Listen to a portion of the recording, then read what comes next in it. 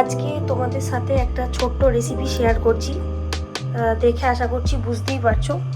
আজকে আমার ঘুগনি বানাবো, ঠিক আছে? তার জন্য দেখছো মটর সেদ্ধ করে রেখেছি, তার সেদ্ধ করার যে স্টুটা রেখেছি।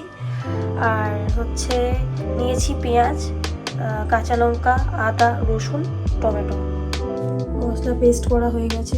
ফোড়নের জন্য ইউজ করেছি হচ্ছে গোটা জিরে, শুকনো লঙ্কা, তেজপাতার আগে একটুখানি ভেঙে দিয়েছি যাতে ফ্লেভারটা ভালো আসে। আর হচ্ছে ছোটো এলাচ, দারচিনি, লবঙ্গ একটুখানি থেতো করে নিয়েছি। এটা যাবে হচ্ছে আমার গোটা ফোড়নে।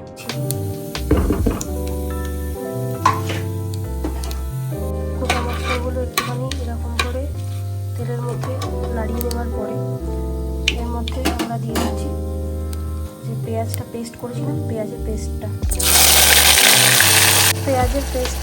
দিয়ে দেওয়ার পর একটুখানি মিক্স করে নেব।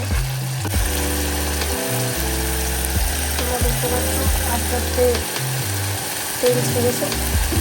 এবার এর মধ্যে অ্যাড করতে হবে যে আমরা রসুন, কাঁচা লঙ্কা, টমেটো পেস্টটা করেছিলাম সেটা অ্যাড করতে হবে। মশলাগুলো অ্যাড করে দেবো রান্নায়। স্টোরের জলটা রেখেছিলাম সেটা একটুখানি অ্যাড করে দেবো যাতে মশলাটা একটু ভালো করে হয়।